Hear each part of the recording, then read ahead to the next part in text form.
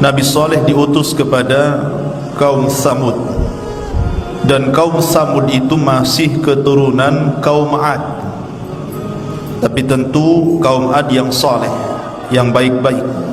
Sebab seluruh kaum Ad dihancurkan Allah, tidak ada satupun yang hidup kecuali orang-orang yang bersama Hud, yang beriman kepada Allah subhanahu wa ta'ala. Lah kemudian setelah Hud meninggal dunia, maka kaum Samud mereka tinggal di perbatasan antara Tabuk dan Hijaz. Disebutkan dalam surah Al-A'raf ayat 79 atau 73 sampai 79, wa ila Thamud akhahum salihan, dan kepada bangsa Thamud Allah utus saudara mereka, menunjukkan bahwa Nabiullah Saleh bukan orang lain tapi bagian daripada kaum Thamud. Jadi Saleh itu dikenal sejak kecil di kalangan bangsa Thamud karena Saleh itu saudara mereka. Qala ya qaumi ibudullaha ma lakum min ilahin ghairu.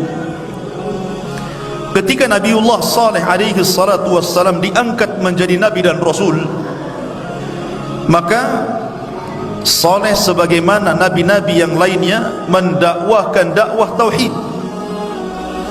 U'budullaha ma lakum min ilahin ghairu. Sembahlah Allah, tauhidkan Allah, karena tidak ada sesembahan selain daripada Allah yang berhak disembah. Seluruh para nabi mendakwakan dakwah tauhid. Begitu juga Nabiullah Saleh alaihi salatu wassalam. Lah Nabi Saleh ini ikhwan adalah orang yang diharapkan oleh kaumnya sebelum dia diangkat menjadi nabi dan rasul untuk menjadi pemimpin mereka, karena kebaikan akhlaknya, kecerdasannya, keadilannya dalam keputusannya. Mereka mengharap Nabi Saleh itu menjadi pemimpin mereka.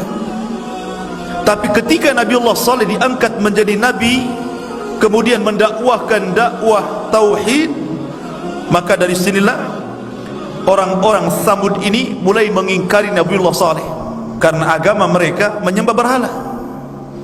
Tiba-tiba Nabi Saleh mengingkari sesembahan-sembahan mereka dan mengajak hanya menyembah Allah saja. Mulailah mereka marah, sehingga kemudian Allah mengatakan, ya qaumi ibudullaha ma lakum min ilahin ghairuh qad ja'atkum bayyinatun min rabbikum. Sungguh telah datang kepada kalian mukjizat, keterangan dari Rabb kalian. Mereka mengatakan kepada Nabiullah Saleh alaihi salatu wassalam, kalau engkau seorang nabi, tunjukkan mukjizatmu. Maka Nabi Saleh mengatakan, taib, apa yang kalian kehendaki? Ditawarkan. Kata kaumnya, keluarkan dari batu ini unta. Kemudian bukan unta saja, bukan satu unta, tapi unta dengan anaknya. Jadi keluar induknya dan anaknya sekalian dari batu. Maka Nabi Saleh mengatakan, taib, kalau seandainya aku kabulkan permintaan kalian, aku keluarkan unta dari bebatuan ini, apakah kalian akan beriman kepada aku? Serentak mengatakan, ya, kami akan beriman. Maka Nabi Saleh salat 2 rakaat, kemudian memohon kepada Allah subhanahu wa ta'ala. Tiba-tiba keluar dari batu itu unta yang sangat besar, kemudian diikuti anaknya dari belakang. Tapi apa yang terjadi dengan kaum Saleh? Mereka sudah berjanji itu, kalau Nabiullah Saleh berhasil mengeluarkan unta dan juga anaknya, mereka akan beriman. Justru jumhur, sebagian besar di antara mereka mengingkari, dan hanya sedikit yang beriman dari kalangan orang-orang lemah. Begitulah tabiat orang kafir. A'anzartahum am lam tunzirhum la yu'minun. Kau berikan peringatan kepada mereka ataupun tidak, tetap mereka tidak beriman. Maka ketika unta Saleh ini keluar, dan ini unta bukan unta biasa, makanya Allah mengatakan dalam Al-Quran, hadhihi naqatullahi lakum, ini unta Allah, seperti Baitullah, disandarkan kepada Allah, menunjukkan ini bukan unta biasa. Ini unta Allah karena memiliki keistimewaan sebagaimana Baitullah, karena disandarkan kepada zat yang maha mulia Allah subhanahu wa ta'ala. Unta ini besar, air susunya saja cukup untuk memberi minum satu kabilah Thamud setiap 2 hari sekali. Kemudian Allah subhanahu wa ta'ala berfirman lagi dalam surah Al-A'raf, masih dalam surah Al-A'raf, hadhihi naqatullahi lakum ayatan, sebagai tanda untuk kalian. Walaupun orang-orang ini mendustakan ikhwan, tetap saja manfaat unta ini mengalir kepada mereka. Akhirnya Nabi Saleh mengatakan kepada kaum Thamud, sesungguhnya unta ini akan mendatangkan keberkahan kepada kalian, jangan pernah disentuh. Fadharuha, biarkan dia ta'kulu fi ardillah, makan di bumi Allah sesukanya. Wala tamassuha bisu, dan jangan kalian menyentuhnya dengan keburukan.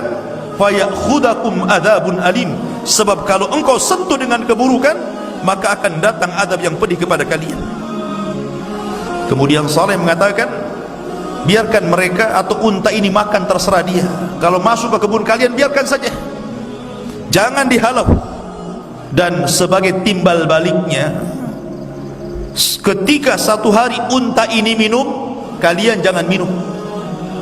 Jangan mengambil air dari sumur yang unta ini minum di situ, tapi kalian boleh mengambil air susunya. Tapi ketika satu hari unta ini tidak minum di sumur itu, kalian boleh mengambil air dari situ. Akhirnya apa yang jadi kesepakatan? Sepakat nih orang-orang Thamud ini, walaupun mereka kufur kepada Nabi Saleh, sepakat. Subhanallah, unta ini besar. Kalau tidak besar, bagaimana air susunya bisa memberi minum kepada ribuan kaum Thamud? Ini kan mujizat satu unta, tapi susunya itu kayak pabrik saja, nggak habis-habis, kayak keran aja gitu kan, nggak habis-habis susunya itu, bisa ngasih minum ribuan manusia. Ini tanda-tanda luar biasa ini. Harusnya kalau orang berakal, ini memang seorang nabi membawa mujizat, tapi mereka tidak berakal. Dari sini Allah ingatkan bagaimana kenikmatan yang Allah berikan kepada kaum Thamud. Wadhkuru ij'alakum khulafa'i min ba'di 'adin, dan ingatlah kalian ketika kalian menjadi penerus setelah kaum 'Ad. Wa bawwa'akum fil ardi, dan kalian diberikan tempat di bumi. Tattakhiduna min suhuliha qusuran wa tanhitunal jibala buyutan fadhkuru ala Allah. Kalian Allah berikan nikmat, kekayaan yang luas, penghasilan yang luar biasa, dan kalian diberikan kekuatan sampai bisa mampu membuat istana dan rumah-rumah di bukit-bukit, dipahat. Bayangkan, jadi gunung batu itu jadi istana, jadi rumah. Gimana caranya itu? Zaman sekarang ya enak saja ya, banyak peralatan, tapi zaman itu kan manual. Tapi Allah berikan kekuatan, Masya Allah, sebagai bukti istana dan rumah-rumah kaum saleh sampai hari ini masih tetap tegak. Di satu perkampungan namanya Hijr, sampai hari ini ada bekas-bekasnya. Istananya kaum Thamud itu, rumah-rumahnya kaum Thamud yang ada di gua-gua cantik ya, memberikan nilai seni yang luar biasa yang tidak sanggup dibuat orang sekarang itu. Dan ini sebagai bukti Allah sisakan peninggalan mereka kaum Thamud itu. Kemudian Allah mengatakan fadhkuru ala Allah, ingatlah dengan kebesaran-kebesaran Allah, wala ta'thaw fil ardi mufsidin, dan janganlah kalian merusak di permukaan bumi. Tetapi ikhwan, ada satu kisah, lama-lama mereka jenuh, sehingga ada seseorang, ada dua orang. Yang pertama, orang ini menaksir seorang wanita yang sangat cantik, tapi wanita cantik ini sudah dipengaruhi oleh syaitan. Kata wanita ini, kau boleh menikahi aku, tapi syaratnya kepala unta saleh. Kemudian yang satunya juga ada, dia mau menikahi seorang gadis, tapi orang tua gadis ini, neneknya ini mengatakan perkataan yang sama, kalau kau ingin menikahi putriku, kau harus membawa kepala unta saleh. Akhirnya yang dua orang ini sepakat untuk membunuh unta saleh, tapi mereka tidak langsung melakukannya. Subhanallah, mereka datangi rumah-rumah kaum Samud, minta pendapatnya. Di luar dugaan ikhwan, semua sepakat. Rupanya orang-orang yang kafir itu sudah jenuh rupanya. Memang mereka ingin, sudah sebel bahasa kita kepada Nabi Saleh dan ingin membunuhnya, tetapi belum ada penggeraknya. Jadi ketika ada dua orang ini menjadikan penggerak, sepakat semuanya. Makanya bahasa Al-Quran, fa'aqaruha fadzamdama alaihim rabbuhum bidzambihim ila akhiril ayat. Mereka menyembelih unta saleh, padahal yang menyembelih dua orang kan, tapi Allah mengatakan mereka. Maknanya karena satu kampung sepakat meridhoi dua orang ini untuk membunuhnya. Makanya bahasa Quran menggunakan mereka, padahal cuma dua orang. Akhirnya setelah disepakati para pembesarnya yang tidak suka dengan Nabi Saleh, bahkan seluruh kaum Samud kecuali orang yang beriman ikut setuju, gak apa-apa, bunuh saja. Maka mereka pun kemudian siap-siap untuk membunuh unta itu. Maka dua orang ditemani dengan orang-orang yang lain, jumlahnya 9 orang. Mereka sepakat untuk membunuh unta saleh. Akhirnya dibunuh betulan. Ketika unta itu sedang bermain-main di kebun, didatangi itu, kemudian langsung diikat sana sini, kemudian disembelihlah unta ini, tetapi anaknya lari. Anaknya ini nggak sempat ditangkap dan dibunuh, lari kemudian masuk ke dalam batu, tiba-tiba menghilang begitu. Dari sini ada terjadi khilaf ketika para ulama menjelaskan tentang binatang yang keluar dari perut bumi di akhir zaman, yang akan mengecap dan menstempel manusia dan bisa bicara dengan manusia. Ada yang mengatakan binatang yang keluar dari perut bumi itu adalah untanya Nabi Saleh. Maksudnya anak unta yang masuk ke dalam batu itu nanti akan keluar lagi di akhir zaman dan akan bicara. Itu satu pendapat. Walaupun pendapat yang kuat tentang binatang yang bicara di akhir zaman itu bukan unta Nabi Saleh, tapi binatang sendiri yang sangat besar, yang ketika muncul dari perut bumi, kepalanya nempel di awan padahal kakinya belum keluar dari bumi, saking besarnya. Dan dalam riwayat, walaupun riwayat ini dilemahkan, tangan kanan yang membawa stempel cincinnya Nabi Sulaiman dan tangan kirinya membawa tongkatnya Nabi Musa. Jadi intinya maka anaknya unta Nabi Saleh ini masuk ke dalam perut bumi ini. Lah setelah mereka berhasil membunuh unta Saleh, mulailah mereka mengarah untuk membunuh Nabiullah Saleh alaihi salatu wassalam, karena untanya sudah mati. Maka mereka kemudian membuat makar, wa makaru makran wa makarna makran walakinnahum la yash'urun. Mereka membuat makar, tapi Allah punya makar dan mereka tidak sadar. Sepakat mereka mengirim 9 orang ini untuk membunuh Nabi Allah Saleh, karena mereka tidak punya keberanian, pengecut. Maka mereka ingin membunuh keluarga Saleh dan Nabi Saleh di malam hari. Mereka tidak punya keberanian, tidak berani di siang hari, di malam hari.